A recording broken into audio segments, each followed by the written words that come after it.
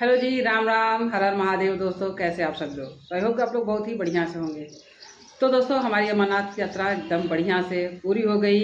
आप सबकी दुआ और भगवान भोलेनाथ की कृपा से हम लोग अमरनाथ जी की यात्रा बहुत ही बढ़िया से कर लिए और नीचे बालटाल भी आ गए। तो दोस्तों, बालटाल से जब आप जम्मू आते हैं तो बता दें, जो रास्तों का नज़ारा है ना, ये बहुत ही ज़्यादा खूबसूरत है।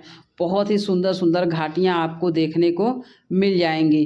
तो कश्मीर में बहुत ही सुंदर घाटियों से होते हुए ये रास्ता आपको जम्मू तक ले आएगा। और बता दें, इसी रास्ते पर ही डल झील और मुगल गार्डन भी है। तो चूँकि हम लोग यात्री गाड़ी में थे और यात्री गाड़ी का नियम है कि यात्री गाड़ी आपको कहीं भी इस तरह से बीच में नहीं रोक सकती है। इसके अपने स्टॉपेज बने हुए हैं, तो ये वहीं पे ही रुकेगी। इस वजह से हम लोग रुक के वीडियो उसके नहीं शूट कर पाए। अगर आप चाहें तो अगर आप प्राइवेट टैक्सी ले लेते हैं तो आप उससे अपने हिसाब से आप घूम सकते हैं और वीडियो वगैरह भी बना सकते हैं।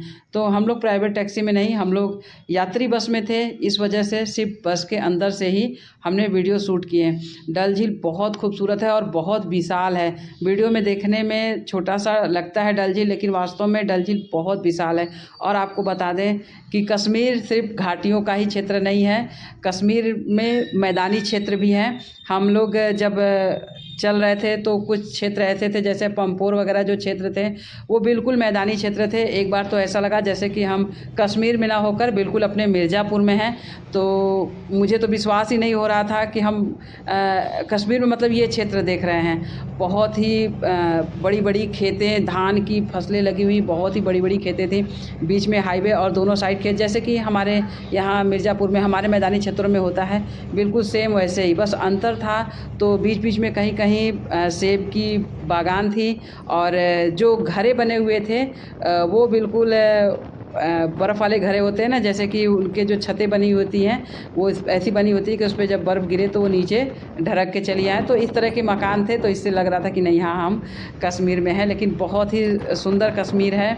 और अमरनाथ यात्रा में अब जब आप आएंगे तो जब आप बालटाल से वापस आएंगे तो आपको ये नज़ारे आपको देखने को मिल जाएंगे।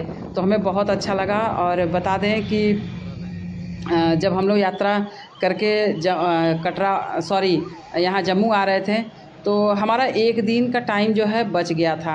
हमने अपनी यात्रा जल्दी कंप्लीट कर लिए थे अमरनाथ जी की, तो हमारा एक दिन का टाइम बच गया था।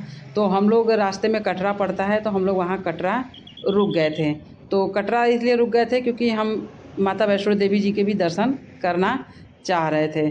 तो आप जब अपना यहाँ पे आइएगा यात्रा करने के लिए अमरनाथ जी की, तो 1 से 2 दिन अपना एक्स्ट्रा समय लेकर आइएगा, क्योंकि हो सकता है कभी कभी रास्तों में दिक्कत हो जाती है, तो उस वजह से आपका यात्रा में दिक्कत हो सकती है। तो आपके पास समय रहेगा तो आपका यात्रा में कोई डिस्टर्बेंस नहीं होगा। तो हमने एक दिन एक्स्ट्रा समय लेकर चले आए थे, इस वजह से हम चले आए माता वैष्णो जी के दर्शन करने। तो दर्शन करने हम रात को पहुँचे थे और रात को हम 8 बजे चलना स्टार्ट किए थे। बता दें 8 बजे हम बाण गंगा थे और वहाँ पे चेकिंग के दौरान 2-3 घंटे हम लाइन में ही खड़े रहे। 11 बजे रात को हमने माता वैष्णो देवी के दर्शन करने के लिए चल दिए थे। जय माता दी दोस्तों। तो इस वक्त हम हैं माता वैष्णो देवी दर्शन के लिए जा रहे हैं और इस वक्त रात के 2 बजे हुए हैं। तो दोस्तों, हम रात को 11 बजे चलना स्टार्ट किए थे और 4 बजे तक यहाँ हम पहुँच गए थे धाम पर। तो ये पार्वती भवन है, देखिए यहाँ पे भोर हो गया है और सभी लोग देखिए ये सोए हुए हैं। और यहाँ पे आपको लॉकर वगैरह की सुविधा मिल जाती है और यहीं पे देखिए प्रसाद मिलता है। तो हमने यहाँ से प्रसाद लिए और उसके बाद फिर हम दर्शन करने चले गए। तो 4:30 बजे तक हम दर्शन करने के बाद फिर हम ऊपर आ गए थे काल भैरव। तो इस वक्त देखिए हम हैं काल भैरव, सुबह के 6 बज रहे हैं। तो हम सुबह के 6 बजे काल भैरव पहुंच गए थे और वहां से दर्शन पूजन करने के बाद हम काल भैरव से नीचे चल दिए थे अर्धकुमारी के लिए। तो हमें बहुत ज़्यादा समय नहीं लगा दर्शन करने में और नीचे आने में। तो हम अब चल रहे हैं अर्धकुमारी दर्शन के लिए। आप लोग सोच रहे होंगे कि हम लोग इतना जल्दी गए और दर्शन करके आ भी गए, नहाए वाए नहीं। तो बता दें, हम लोग होटल से नहा के आए थे और फिर इसके बाद हम लोग कहीं भी वॉशरूम वगैरह कहीं गए ही नहीं, सीधे जो है माता के दर्शन के लिए ही सीधे चले गए थे। इस वजह से हमें कहीं नहाने वहाने की ज़रूरत भी नहीं पड़ी, क्योंकि मेरे पास समय भी बहुत कम था। तो बस दर्शन करके नीचे हम आ गए अर्धकुमारी। और अर्धकुमारी हम सुबह के लगभग 8 बजे के आसपास हम पहुँचे थे। तो हमें यहाँ पे अर्धकुमारी में गुफ़ा के दर्शन नहीं किए, क्योंकि वहाँ काफ़ी ज़्यादा लंबी लाइन लगी हुई थी, और अगर हम गुफ़ा के दर्शन करने के लिए रुकते तो शायद हमें शाम हो जाती, और फिर हमें जो है फिर हमें ट्रेन पकड़ने में लेट होती। तो हम बस ऊपर से माता के हाथ जोड़े और उसके बाद चल दिए। उसके बाद फिर हम आ गए, और उसके बाद वहीं कटरा से हमने ट्रेन पकड़ लिए जम्मू के लिए। तो काफ़ी हमारी भागम भाग जो थी उस दिन, कि हम किसी तरीके से जम्मू भी आ जाएँ। हमारी ट्रेन थी अगले दिन, तो वहाँ से हम लोग निकल लिए कटरा से ये ट्रेन पकड़ के जम्मू के लिए। तो कटरा से ट्रेन हमेशा चलती रहती है, तो जम्मू होके ही जाती है, तो वहाँ से तुरंत टिकट आपको मिल जाता है जम्मू आने के लिए। तो बस वगैरह हम नहीं लिए। मौसम थोड़ा ख़राब था, बारिश शुरू हो गई थी। हालांकि जब हम दर्शन करने गए थे और दर्शन करके आ रहे थे तब बारिश बिल्कुल भी नहीं हो रही थी, बिल्कुल मौसम एकदम साफ़ था। लेकिन जैसे ही दर्शन करके हम लोग नीचे आए तो फिर बारिश शुरू हो गई। तो हम लोग बस वगैरह स्टेशन पे नहीं गए, सीधे हम लोग आ गए रेलवे स्टेशन कटरा के, और उसके बाद वहाँ से हम लोग आ गए जम्मू। तो इस वक्त देखिए हम पहुँच गए हैं जम्मू तभी स्टेशन पे। तो अब यहाँ से हमारी ट्रेन है घर वापसी की। तो भैया हमारी बहुत ही बढ़िया जो है यात्रा हुई अमरनाथ जी की, और फिर माता वैष्णो।